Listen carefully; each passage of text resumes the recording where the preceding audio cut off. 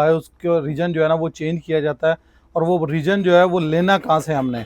आज मेरे पास जो मशीन है वो डेल की 5410 है, तो उसके लिए चलते हैं मेरे सिस्टम की स्क्रीन पे, तो आपको आगे बताते हैं। तो ये देखिए ये 5410 है, ये इसका बोर्ड नंबर है मेरे जो पास फाइल है इसका इसका अभी स्टेटस चेक कर लेते हैं। इसमें बेसिकली दो लगी हुई चिप है, एक 8 MB की है, एक 16 MB की है। तो इसका अमी रीजन जो है ना वो 8 MB के अंदर है, तो इसका स्टेटस अभी मैं आपको दिखा देता हूँ कि ये भी किस स्टेटस पे है। ये देखिए फाइल सिस्टम स्टेट जो है ना वो इनिशियलाइज पे है, ये देखें आप। तो इसको इनिशियलाइज से हमने कन्फिगर में कन्वर्ट करना है ताकि ये यूनिवर्सल बन जाए, सबके ऊपर आप चला सकें। तो इसके लिए ये मेरे पास जो वेबसाइट से ली हुई फाइल है यहाँ पे है, इसको हम खोल लेते हैं, एक्सट्रैक्ट कर लेते हैं। तो मेरे पास ये डेल का एक्सट्रैक्टर है, जो ऑफिशियल इन्होंने दिया हुआ ये वाला। ये फाइल मैं इसमें ड्रॉप करूँगा और यहाँ इसका जो है ना ये खुल जाएगी, इसके सारे रीजन जो है ना वो मेरे पास आ जाएंगे सामने। ये खुल के आ गई मेरे पास।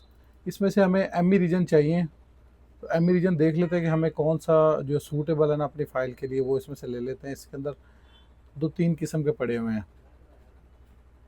ये देखें इसमें वी प्रो वाला भी है, नॉन वी प्रो वाला भी है, ये नीचे भी पड़ा हुआ है, वी प्रो भी है, नॉन वी प्रो है। ये देख लेते हैं, हमें जो भी चाहिए वो मैं निकाल के फिर आपको बताता हूँ कि कैसे उसको फाइल के अंदर इंसर्ट करना है हमने। अगर आपको ये पता ना हो कि आपका प्रोसेसर कौन सा है, वी प्रो है या नॉन वी प्रो है, तो आपके लिए ये इन्फॉर्मेशन भी ज़रूरी है कि ये प्रोसेसर का जो नंबर लिखा हुआ है ना, ये आपने गूगल कर लेना। गूगल करेंगे तो वहाँ आपको पता चल जाएगा कि मेरा प्रोसेसर नॉन वी प्रो है या वी प्रो है। मैं भी आपको चेक करके बताता हूँ। जी मैंने ये प्रोसेसर का जो मॉडल है ये मैंने गूगल कर लिया है, तो ये इसकी स्पेसिफिकेशन खोल के देख लेते हैं अभी कि ये कौन सा है हमारा क्लास का है, वी प्रो है या नॉन वी प्रो है। ये लिखा हुआ है, ये वी प्रो प्लेटफॉर्म है, तो इसलिए हमें अभी जो एम ई रीजन चाहिए वो भी वी प्रो प्लेटफॉर्म का ही चाहिए। अगर हम नॉन वी प्रो डाल देंगे तो हमारी फाइल ठीक नहीं चलेगी, वाईफाई मसला करेगा, ब्लूटूथ मसला करेगी, लेट डिस्प्ले आएगा, काफ़ी सारे मसाइल होंगे। लेकिन हमने एग्जैक्ट डालना है जो हमारे प्रोसेसर के अंदर है, तब ये काम करेगा, सही परफेक्ट काम करेगा। जी अभी हम फ्लैश इमेज टूल खोल लेते हैं। अभी मेरे पास ये ड्राइव में पड़ा हुआ है, ये फ्लैश इमेज टूल 14 सीरीज़ का हमें चाहिए, ये 14 में चले गए, इसे ट्राई कर लेते हैं।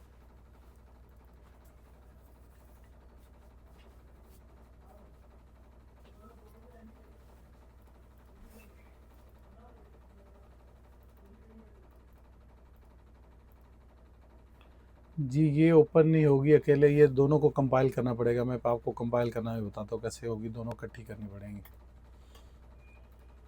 तो यहाँ हम चले जाएंगे हेक्स एडिटर में, और ये दोनों फाइलें जो हैं ये ओपन कर लेंगे हम हेक्स एडिटर में। यहाँ पे ये ओपन हो गई हैं। अब जो है ना ये 8 MB वाली को कॉपी करके हम इसके ऊपर रख देंगे। तो एक नए नाम से जो है ना फाइल को हम सेव कर लेते हैं, जिसका नाम रख देते हैं हम both.bin। ये कर लिया मैंने सेव। अब इसको ओपन करके देखते हैं।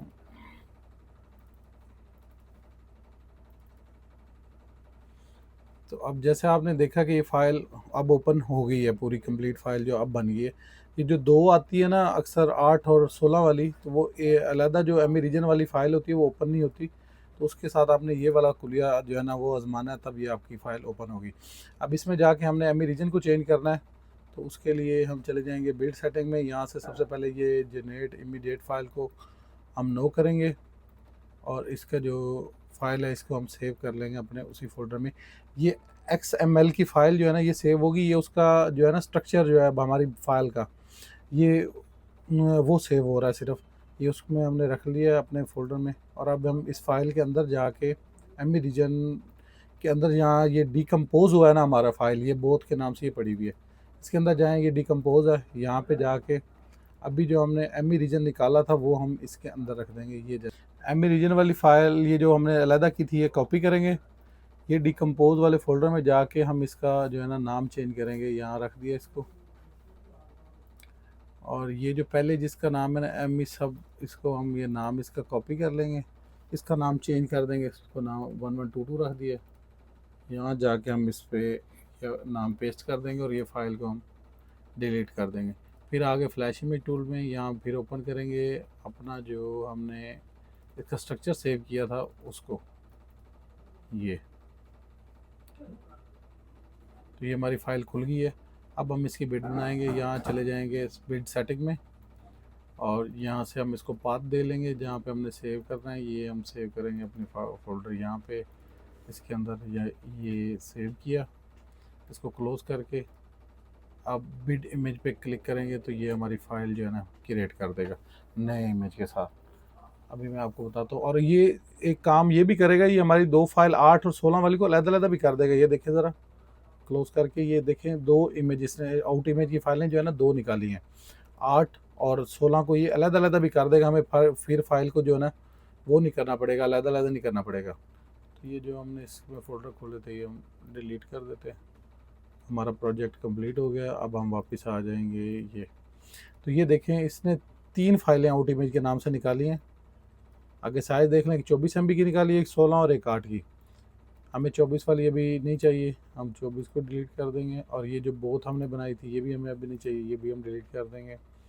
और ये जो दो फाइलें हैं इसमें मैं अभी आपको 8 MB वाली में से दिखा देता हूँ कि इसका स्टेटस जो है वो चेंज हुआ है या नहीं। ये चेक करें, ये इसका स्टेटस जो है चेंज हो गया, कॉन्फ़िगर पे चली गई। अभी आप किसी भी पीसी में डायरेक्ट चला सकते हैं। किसी दोस्त को इसमें कोई स्टेप अगर ना समझ आ रहा हो या कहीं पे कोई कन्फ्यूजन हो तो मेरे साथ, मेरा नंबर बायो में दिया हुआ है, मेरे साथ रब्ता कर सकते हैं। बाकी और भी किसी किस्म की कोई इन्फॉर्मेशन चाहिए हो तो मेरे साथ रब्ता कर लें। अल्लाह हाफिज़।